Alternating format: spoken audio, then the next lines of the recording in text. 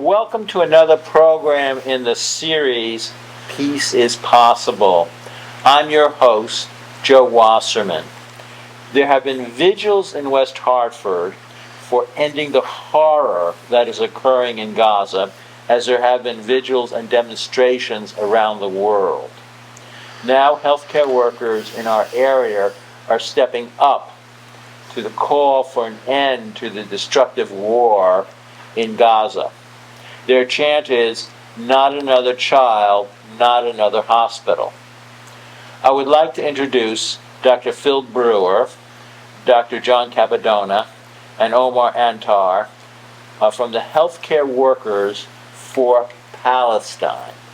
They have been working to raise consciousness regarding the attacks on healthcare workers in Gaza. Would you like me to start, Joe? Yes. John Capadonna. I'm an internist.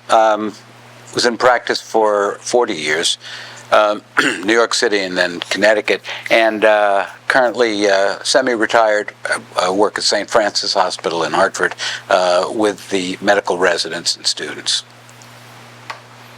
I'm Phil Brewer. I'm an emergency physician. I retired a couple of years ago.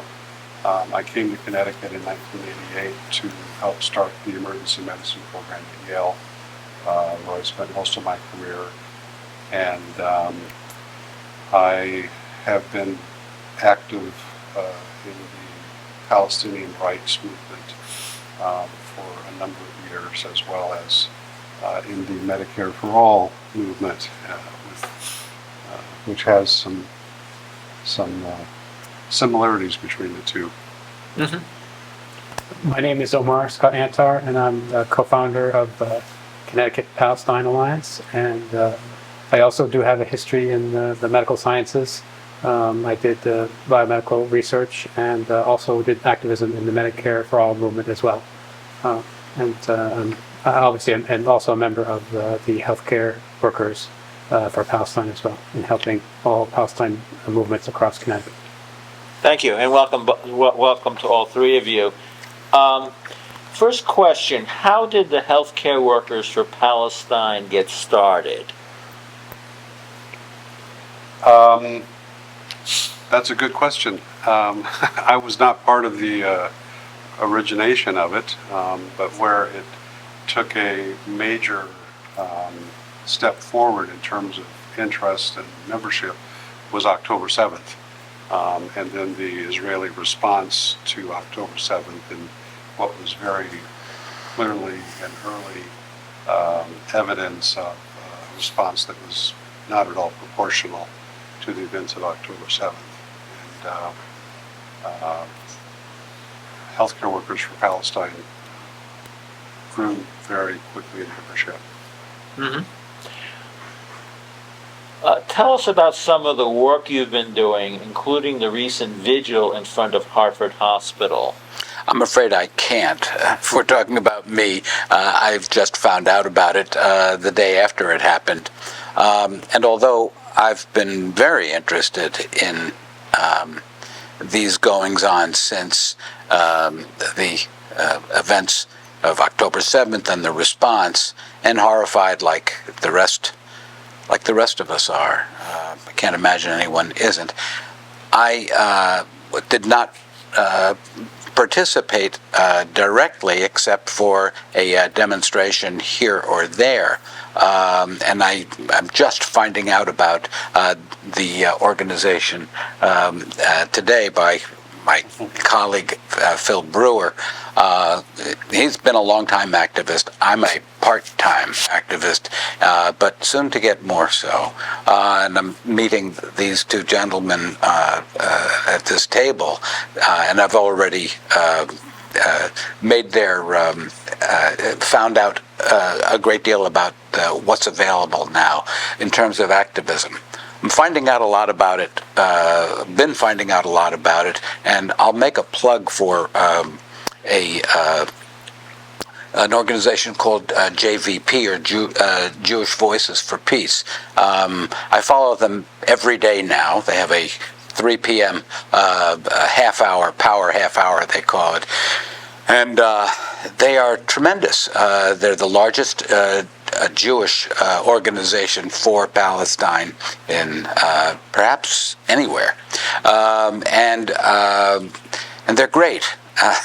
And the resources that they give, the resources on defunding, on writing to our legislators, on specific actions taken, on success that they've recently had in getting the Alameda County in California to defund their holdings with Caterpillar, or organization which is very active in the West Bank in demolishing the homes of residents there, $30 million. And it was successful.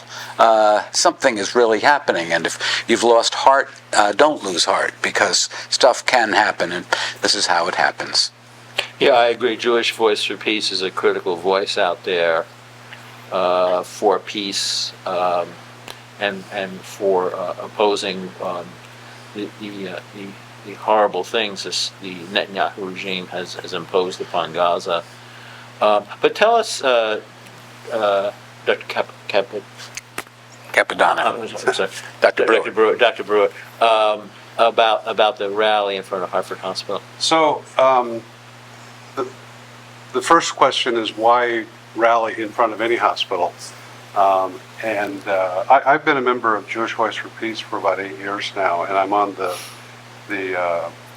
National Health Advisory Council. One of the things that we do is we do what's now monthly webinars with Palestinian speakers.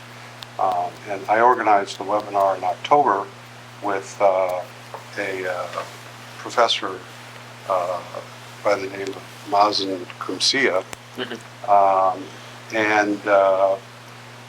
He wrote me on a weekend where he counts at least 25 friends now who've been killed since October 7th. And there was one particular weekend where 2 close friends were killed, and he sent out a letter. It wasn't just to me, just asking for us to do everything we can. And that's when it came to me, the idea of having a rally in front of Yale New Haven Hospital. And just by coincidence, a fairly new group called Doctors Against Genocide had formed and developed a plan to have rallies in front of hospitals. So we've been doing this every week now. We just had our 8th rally yesterday. Yesterday. And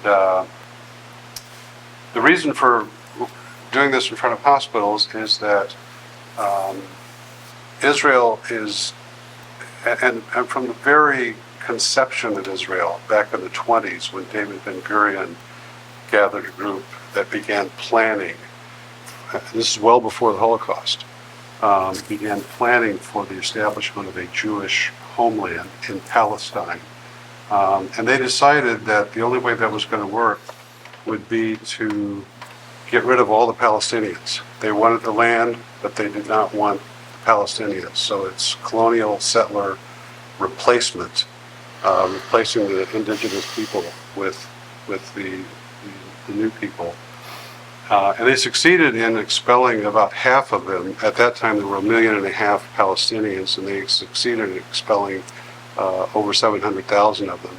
But they didn't succeed in expelling all of them. And since then, they have been constantly doing what they can to expel further people. And so October 7th has become their opportunity for expelling everybody from Gaza, which is what their intent clearly is. They've already made it clear that they plan on recolonizing the northern half of Gaza.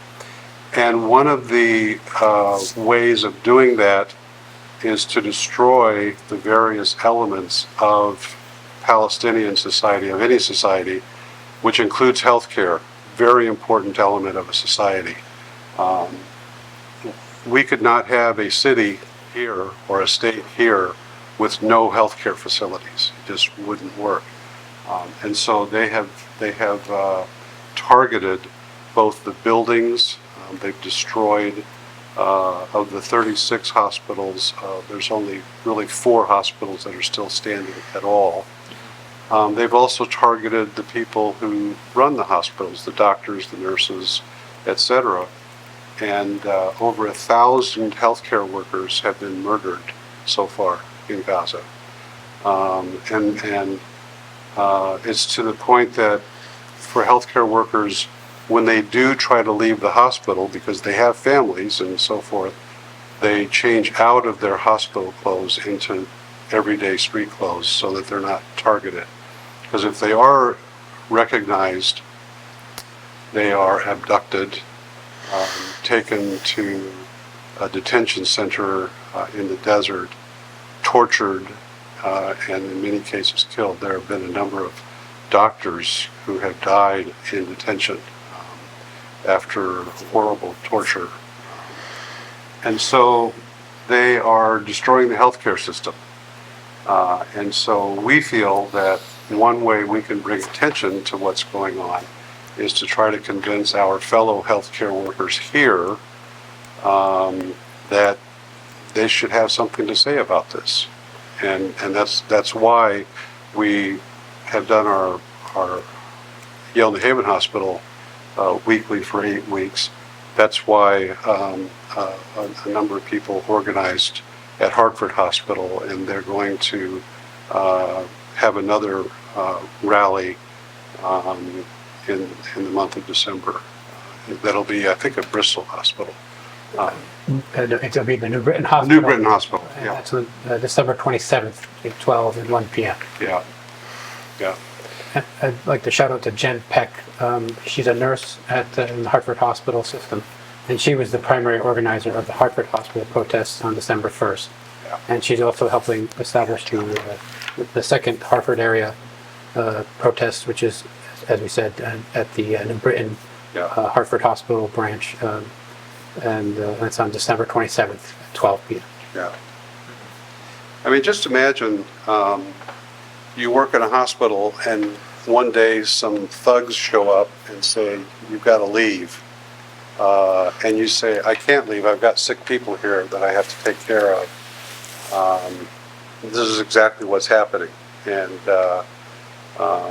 there are two cases that have happened within the last 10 days. In one case, a doctor who had been told he had to leave went home to tend to his family, and on his way back to the hospital was followed by an Israeli drone. And as he got to the front door of the hospital, he was shot in the head and killed by the Israeli drone. Another doctor who also has refused to leave, even though the hospital has been bombed several times, and off of the emergency room, there's a wall that now has a big hole in it from one of the bombings. An Israeli drone flew through that hole and dropped a small bomb inside the emergency room and left.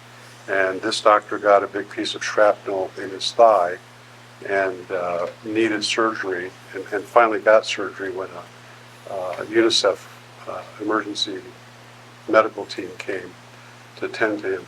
This is happening constantly and will not stop. There's only one thing that's going to stop it, and that's for this country to stop sending the bombs, the bullets, the airplanes, the spare parts, the diplomatic cover that is making this possible. Israel is not going to stop it. The Israeli population is not going to stop it. There's only one way to stop it, and that's for us to stop it, because it can't go on if we quit shipping the bombs. Are you familiar with the Amnesty report that came out recently? Yes. Yeah. Talk about the Amnesty report and how we could get that out to the public and to our congressional representatives. Yeah. You want to? The amnesty report, I think, is important because it solidifies a lot of what we're seeing. Yeah. I can only mention it briefly. I didn't read it in depth, but I do know that the Amnesty has finally come out and definitively declared what was happening in Gaza as a genocide, and that's been obvious from the early days of the Israeli response. And also, it should be noted that both the International Criminal Court and the International Court of Justice have also, in their ways, declared what's happening in Gaza as a genocide, in that there's an arrest warrant for Prime Minister Netanyahu and the former defense minister. And the former defense minister is the one who said very openly and on tape, very publicly, that there'll be no food, no water, and that's like a prima facie case for engaging in genocide, because you're denying basic subsistence to the entire population, the civilian as well as military, if you can call it that. And the International Court of Justice also declared that what has happened in Gaza is a probable genocide. I guess I'll hand it off to others. I think we've been afraid to use the term genocide, as we've been afraid to use the term apartheid and ethnic cleansing. And they've been thrown around so much surrounding this Israeli response to what's going on in Gaza that they've lost some of their power, and they've lost the fact that they're just denied. They're routinely denied by the Israeli government. By any definition, a genocide is clearly occurring. It's a people who are being killed in large numbers without regard to their status. If you are a Palestinian, you are fair game. If you are with the cover being, well, there was a Hamas member right next door, or in that building, or down the block, and so many more civilians have died than Hamas members, that it's clear it's mostly civilians. The term apartheid, meaning not having the same status, a certain population not having the same status as the majority population, clearly applies to Israel, and kind of always did. I guess there are members of there are Arabic members in Knesset. They hold no power, and they're there again for a cover. The rules, the laws preventing Arabs from having the same rights are clear-cut and are part of the legal code. And ethnic cleansing is perhaps the most accurate term I can use for what's happening in Gaza. And as Dr. Brewer had said, that's clearly what the intention has been since 1920, since Ben-Gurion. Get rid of as much of the population, the Arabic population, as possible. They don't have to all be killed. They can simply be strongly discouraged from staying with horrific means. And between those three things, genocide, apartheid, and ethnic cleansing, this is what is seen as the future for Israel. This is how we can finally make it safe. To feel that that's going to result in safety for Israelis, for Jews in Israel, I don't know if it makes any sense to anybody else, but it certainly doesn't to me. It's still a very, very small country, smaller than Delaware. It's tiny, and it's surrounded on all sides by people who may have whose countries may have formed peace agreements with Israel, but whose populations have not forgotten what's been going on. The only way I can see possibly for peace is a Palestinian state, a free Palestinian state. This is clearly the source. It's not that people hate Jews, it's that people hate people who took their land. Or at least, and whether whether they did so without regard for those people is immaterial.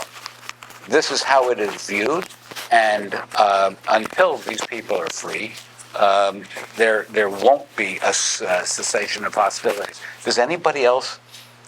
Can anybody disagree with that? At least among us three? In any case, let's make it four. Clearly the only path to peace. And it's been clearly ruled out by the Netanyahu government. This is clearly not what he's interested in. And the fact that, well, in any case, I've said enough about it, but it's pretty clear cut what has been going on and what's necessary to do. Just as Dr. Brewer had said, it's the U.S. who's fueling this, and we're Americans. This is what we can do. Do you feel that the corporate media, and I talk about the corporate media because of these networks like CNN, ABC, NBC, etc., are owned by large corporations, and their sponsors are large corporations. So I call them the corporate media for that reason. Do you feel the corporate media makes the connection between U.S. weapons exports to Israel and the attacks on healthcare workers in Gaza? And how can we make that connection real? Well, corporate media has for decades now been captured by economic interests first, and then I guess you could say American national security interests for decades, and that alternative voices and alternative analysis of U.S. foreign policy has been basically squelched or avoided completely, and there's actually been recent scandals, journalistic scandals, in the New York Times, especially about the so-called, mass rapes that did not occur on October 7th, and also scandals about even the way that the passive voice is always used when it comes to Israel. So they would say Palestinians are killed. Like, they don't say who killed it. They don't say the Israeli military killed these Palestinians or are killing these Palestinians. And so even on the use of language, included by the Associated Press, it's very obvious that there's been a bias against the truth in the coverage of Israel and Palestine. And so obviously the major corporate media will avoid the issue of the targeting of healthcare workers, as well as just the general issue of the genocide and the responsibility for the genocide in the Israeli government and military. But one silver lining is that in recent years that there's the growth of independent media, and that is actually focusing on this genocide, and that means that especially the younger population will find their news sources on TikTok or YouTube, and it's actually what has allowed the public polling of the attitudes towards Israel have gone crashing amongst the youth. And that's a hopeful sign, but unfortunately we have to work on the older people who are stuck in the cable news and corporate media, media diet, and hopefully wean them away and expose them to the truth through independent media. So the more that you can interact with your family members and friends to expose them to independent media, the better. Omar, what do you think? Do you ever watch public NPR? I listen to it on the radio, but my mom watches NPR on the television, yes. Do you feel that there is the same passivity that these Israelis were killed rather than killed by the military? Is there any more of an attempt, do you feel, by NPR? I mean, I have a feeling that there is. My feeling is that there is. It's kind of the only reason I can watch them, and because it's not quite as bad. Yeah. Well, I have an answer for that. Please. So there's this saying, to report the news without fear or favor. Mm-hmm. You've heard that. Yes. Rachel Maddow loves saying that. Mm-hmm. I think it's her byline. Well, PBS and NPR don't do that. They don't necessarily favor, but they have a lot of fear. They are very afraid of offending anybody, and so they don't say genocide, or at least if I don't watch it enough, but You're right, they don't. They they're don't afraid. use the term. They're afraid of appearing biased or favoring one side or the other, and so they don't report what's really going on. It's gotten better. I mean, I think we've all noticed that even the major networks have started reporting things a little bit more realistically. A little bit, yeah. There has been some. Yeah. Their PBS's main big thing is fair and balanced. Or this is their byline, okay? We're fair and balanced and unbiased. Yeah. And in an attempt to show that, they're kind of bending over backwards, or at least I'm giving them perhaps more credit than is due, but I think they're trying to do that. Might be wishful thinking on my part, and they're just not as bad as, yeah. You see just as many horrors. You see the daily body count reported regularly, first or second story usually on the news, so that it's getting out there. And the visual graphics are speak for themselves, so no matter what they say about them. I think if you want to watch something that is pretty reliable, and I'm not concerned about bias. In fact, I have two family members who are now retired but in the newspaper business. They don't trust anybody who's not biased. They just want you to be objective. So you may start a story with a bias, but you're going to look at the facts, and that's what's going to determine your final look at it. And so there's one source, and that's Democracy Now! With Amy Goodman. Give it a shot. And the other outlet I watch a lot is Al Jazeera. Yeah, they're good. Which has excellent reporting, and of course they've now been banned from reporting from within Israel or the Palestinian territory. Yeah, and that's another issue because on the one hand, Israel wants the world to believe their claims that Hamas is integrated into these hospitals and schools, etc. But they apparently, even the mainstream journalists are not allowed in.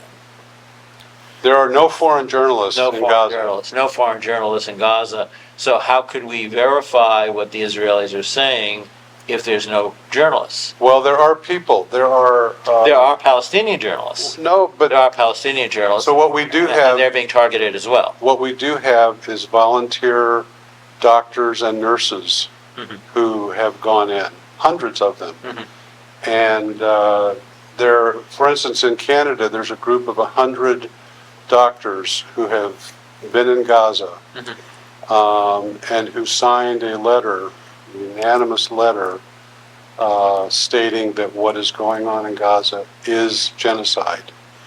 And they buttressed that position with just story after story after story of things that they had personally seen, experienced while they were in Gaza. Several doctors working in different hospitals noted that every day, sometimes more than once a day, they would have a child come in with a bullet in his head and no other wounds. This is a child who had been murdered by a sniper with one shot to the head. Children. That's not defending Israel. That's murdering children.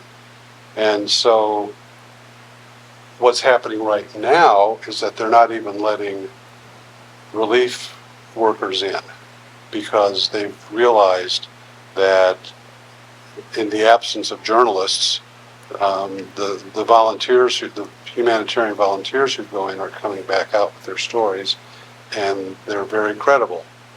They're very credible. How can people access this information? How can the viewers access this report from the doctors who are in Gaza, the healthcare workers in Gaza? How could they access this report?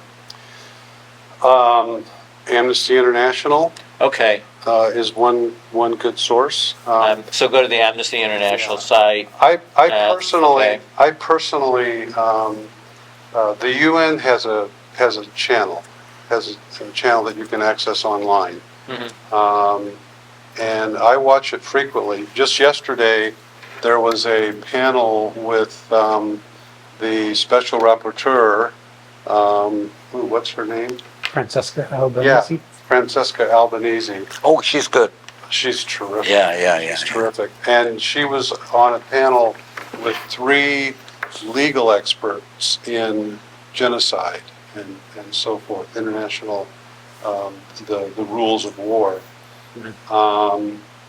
That's an excellent source. I mean, it helps that I'm retired. I have time to do this, but it's there. It's there. And the other thing you can do is to turn off ABC and CBS and NBC. Or at least get alternative sources of information Yeah. to those networks. And I agree with that. And the other source that was mentioned before is Democracy Now. Democracy Now. Amy Goodman, they're on the Middletown station, 88.1, between 12 and 1 in this area, or you could access them via the web online. Yeah, you can get the audio at the same time that the video is on TV stations, and then starting at noon every day, you can watch the program online. So anybody can watch it. How can people get more involved with healthcare workers for Palestine and other efforts to stop the horror that is going on with healthcare workers and other innocent civilians in Gaza? What else? How can people get involved? Well, you don't have to be a healthcare worker. That's one thing. So you can come to a rally. You can just go online and Google Doctors Against Genocide, Healthcare Workers for Palestine. There will be a group somewhere in your vicinity that's active, and you can contact them and get started. The other things that you can do, one thing we haven't mentioned, and that is this conflation of criticism of Israel, which they want, and in fact, the official State Department, our own State Department, their official position is criticism of Israel is anti-Semitism. So that's something we have to strongly push back against, because it's, and not be afraid to say it. and not be afraid to say it. Exactly. We have to not be afraid to say that there is an Israeli lobby that is very strong. I mean, look at Cori Bush and Jamal Bowman. They're no longer, come January, they will no longer be in Congress because they spoke out against Israel, and AIPAC funded to the tune of millions and millions of dollars opponents to them in the primaries, and they're gone. And there were strong voices for peace in general in the world. Yeah, We need those voices for peace. yeah. We need every voice for peace that we could get. What should our representatives in Congress do? We just saw a resolution by Bernie Sanders calling for a cutoff of weapons. To stop the massive human rights abuses we've been seeing. Senator Murphy, to his credit, voted for it. Thank you, Senator Murphy. Thank you, Senator. But it got voted down. I think they knew it would be voted down. They were just hoping to get at least 15 people to vote for it, and they got 17. Yeah, So- they did okay. I mean, 18, yeah. they did not too bad. And then, of course, and I think it was courageous of the senator to take that vote, because there's very little else. I don't think he's scoring political points with that vote. But one thing I was very, very disappointed, and I'm disappointed in Blumenthal for not voting for it, but I'm with him on so many other issues for health care that I gave him a slight pass. Maybe his wife told him not to do it. But I must say I'm very disappointed in Senator Schumer from New York. of sponsoring the equation of anti-Semitism with anti-Zionism or criticism of Israel. And this thing of Zionism, I was always afraid. I would never doubt that Zionism was a worthy cause, but I didn't know what it was. And I have to say, this is not... You don't forget World War II. You don't forget the Holocaust. And Zionism seemed like an appropriate reaction to that. But now we're seeing the excesses of a government that is in power, that has power, and derives so much of its power from this country that abuses are taking place. Israelis are not the devil, or Israelis are human beings, and they're abusing the power that they receive from the United States is being used and abused, and I've never heard anyone reasonable call for the end of Israel. I've heard of a lot of Palestinian hatred calling for it, but Palestine's hatred derives from its from its oppression, and it's a normal human reaction to hate when you are oppressed and occupied, and that occupation has to stop. The expression, the adage, you can't kill an idea. That idea, and it's true, it applies here. That idea being freedom. And that's not going to die, no matter what happens with this Netanyahu government.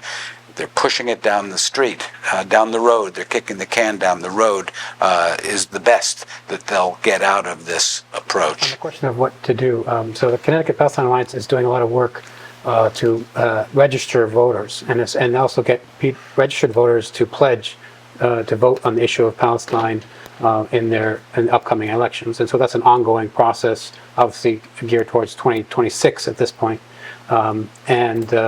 But also the Connecticut-Palestine Alliance, well, actually separate from the Connecticut-Palestine Alliance, I worked with Justice for Palestine in Congress. So we actually picked candidates across the state of Connecticut for the federal congressional district who are against the genocide. So that means that they are not for the major parties. They're neither Democrat nor Republican. Mm-hmm. And so there actually are efforts to have candidates, who have a focus on the issue of stopping this genocide, in the upcoming elections, we hope. Will those candidates be like a third-party candidate? Correct. What's our hope for that?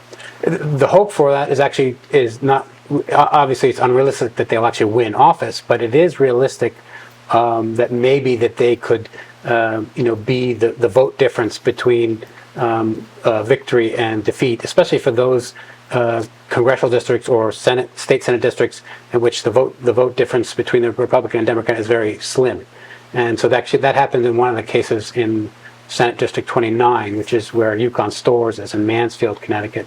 The Democrat incumbent only won by 1.3%, but the Green Party candidate, who was a Justice for Palestine in Congress candidate, her candidacy won 1.8%. So her margin of victory was greater than her vote total was greater than the margin of victory of the incumbent. And so we have an influence, especially for the young students at stores, if you want our vote in the next election cycle, then you have to, show some deference to the issue of Palestine on the state level. Like the state level, in theory, like the divestment of the state of Connecticut from the apartheid state of South Africa in 1981, we are working on doing exactly that against the apartheid state of Israel currently, in the future.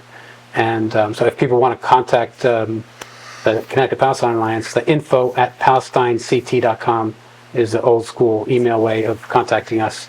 And if you're interested in the healthcare Workers for Palestine, mention that in the email, and I'll obviously direct it to the Healthcare for Palestine specifically. Repeat that information again, yes. please. So the email, audience, the email address is info@palestinect.com.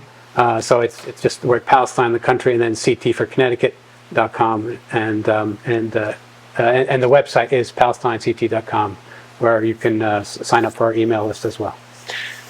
One issue I'd also would like to raise, the Biden administration a few weeks ago vetoed, along with Israel, a resolution supported by almost the whole world, basically the whole world, calling for an immediate ceasefire. And that is critical to the whole thing. That was the 8th time they've done it. And that was the 8th time they did it. Yeah. So at minimum, if you're going to, I would urge everyone here to call Congress. And first of all, thank Senator Murphy for voting to cut off the weapons to the Netanyahu regime. But also to ask them to all push for a ceasefire and push the Biden administration to stop vetoing resolutions put forth by the whole world. The whole world is saying we need a ceasefire. Stop vetoing these ceasefire resolutions and push for an immediate ceasefire so healthcare workers could do their job and not be targeted, so innocent civilians could live a decent life. So let's do the chant. Okay. Not another child, not another hospital. Not another child, not another hospital. Not another Child, not another hospital.